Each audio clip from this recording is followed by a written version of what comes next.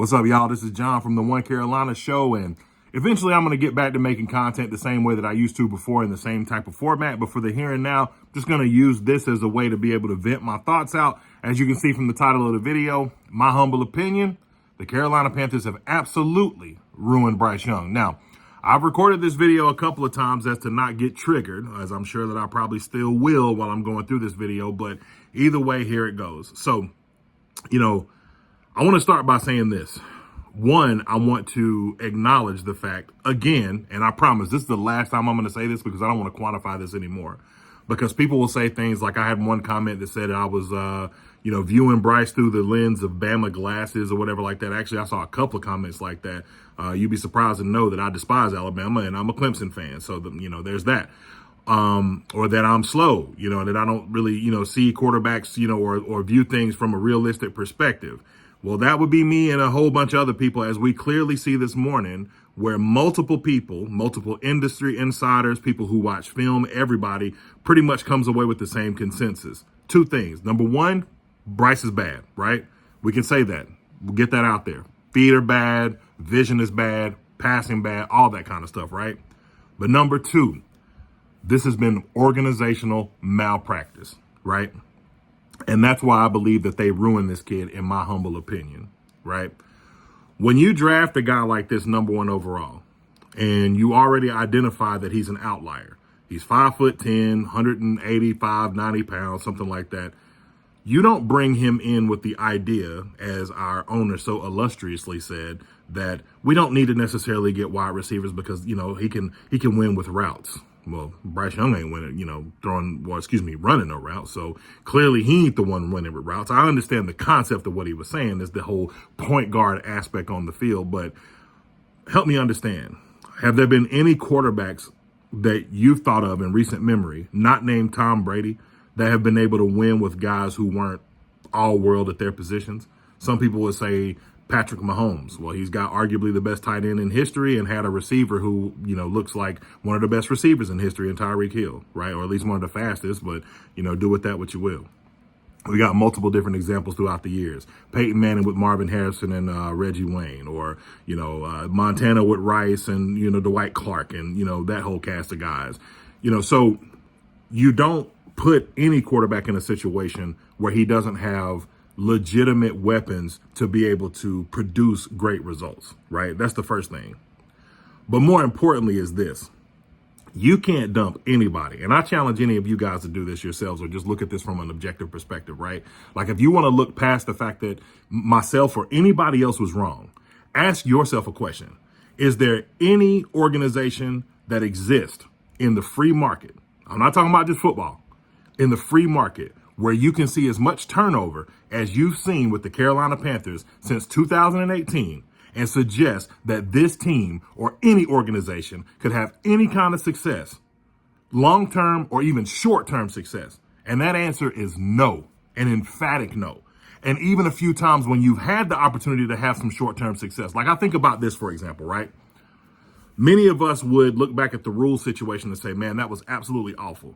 But when you weigh that against circumstances that have happened in the Panthers' history, you would say to yourself, what would have happened after a 1-5 start when they apparently, quote unquote, lost the locker room, or Rule lost the locker room? If they had stuck with him, would he have gotten the same kind of result that Steve Wilkes ended up getting? Maybe not.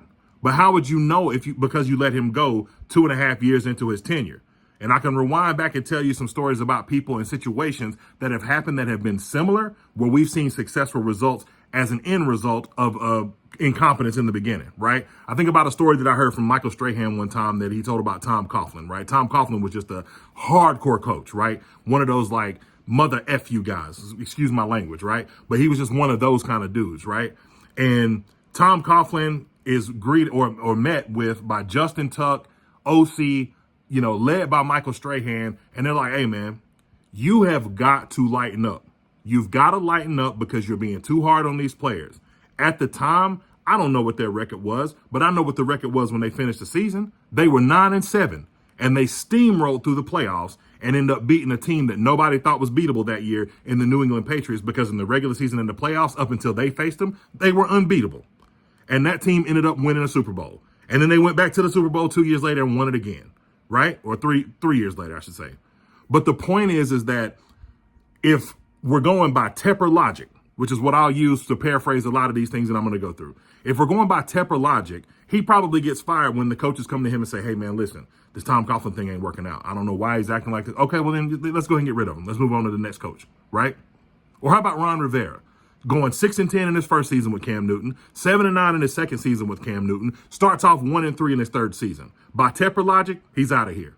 But guess what he does? Becomes Riverboat Ron, develops that moniker, and becomes a guy who goes 12-4 down the stretch that season and loses to San Francisco, comes back and goes 7-8-1, right? And then goes 15-1 and goes to the Super Bowl.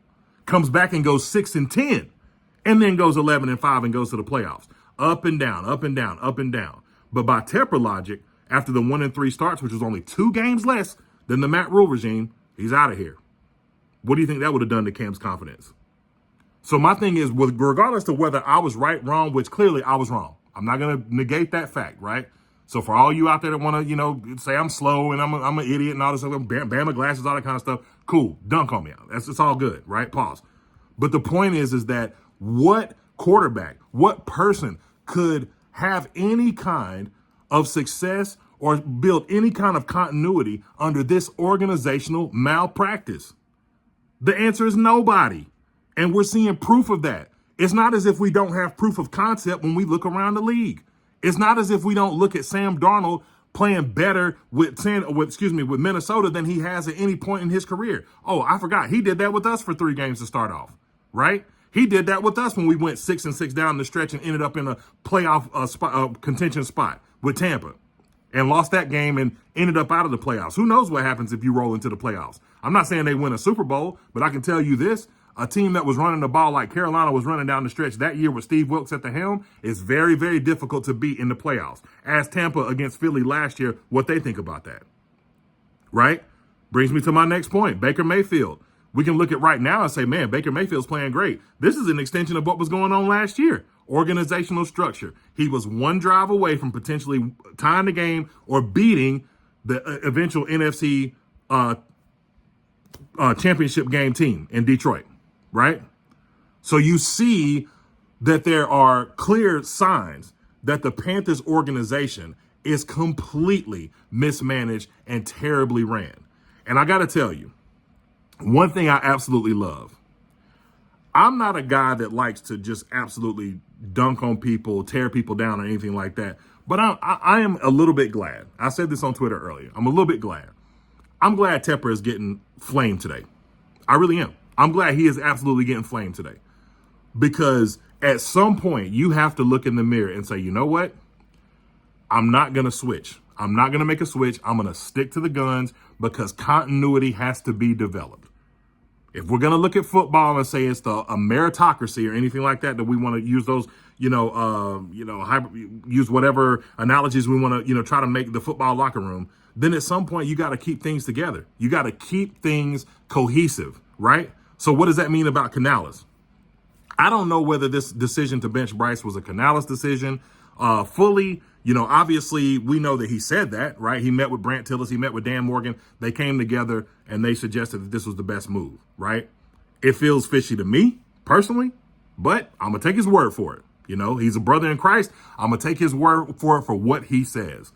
So with that being said, what's going to happen with Andy Dalton? In my humble opinion, he better win. That's me. And that's not because I want to win. Of course I want to win. I'm going to rally behind Dalton personally.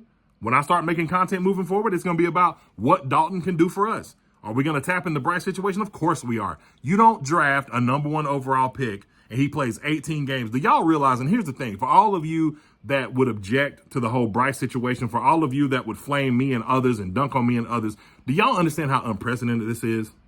Do y'all know how crazy this is, man? Bryce Young, there has never been a quarterback that's been drafted 1st overall and been benched 2 games into his 2nd season. Never. That's nuts. And when you compare that to things that you've seen around this league with the Carolina Panthers and players that are thriving in other places, it's insane. But to the point, I hope Dalton I hope he changes things. maybe he comes in and we got, like I said in my last video, you start to see other guys get developed. Xavier Legette, you start to see some cohesion built between him and Deontay Johnson and Adam Thielen, and Brooks is coming back eventually. Maybe you start to see Jatavian Sanders develop, as a pass catcher and maybe even more as a blocker as he continues to go on. So I'm hoping for the best when it comes to the Andy Dalton situation. But at the same time, for Dave Canales' sake, I'm hoping for the best for him. Because unless David Tepper is going to have that mirror moment and say, I don't care what happens, this guy's going to be my coach next year, there's a good chance that Andy Dalton can come in and flame out the same way. Very rusty. No preseason snaps. None of the stuff that you would see even a backup be prepared for to come in. Now, the great thing is that nobody has tape on him in this offense, so he could come out and smoke the Raiders. We saw him last year throw for over 300 yards, 350 yards to be exact, 360 or something like that when he played against Seattle, even though we lost that game. But regardless, he came in and it would look like a great relief pitch. But the point is that for your sake as a coach, for your sake as a member of this organization, for your sake that David Tepper doesn't continue in the path that he's been on from this point, you better hope it works. So, look, am I frustrated? Yes. But I'm not just frustrated about Bryce or because it was me, what I wanted and my pick or anything like that. I'd have been just as frustrated if we'd have picked Anthony Richardson or Will Levis or CJ Stroud or whomever, right? I'd have been just as frustrated that we're giving up this soon on a number 1 overall pick. But I'll tell you this, and I'll leave you guys with this. I've seen people say things like, man, you know what? Let's just run it with Dalton. If we end up flaming out, then we'll draft Shedeur. Or we'll build the roster and we'll draft, Arch Manning in 2026. And I say this respectfully as a member of the Carolina Panther content community and as a huge, longtime fan of the Carolina Panthers. This is just my opinion, and I'm sorry, I know this is going to sound nuts. But if I'm Deion Sanders, if I'm Cooper Manning, there's not a chance that my son is coming to play for the Carolina Panthers. Not a chance. Not a chance. Not with what I've seen around the league. Not with what I've seen you do to your young quarterback after 17 starts. Not a chance. That's me, though. Let me know what you guys think below. Make sure to comment, like, and subscribe. I know I've been triggered today, but rightfully so. We should all be upset, but we should all be looking for the path forward. My name is John Farmer from the One Carolina Show. Keep pounding.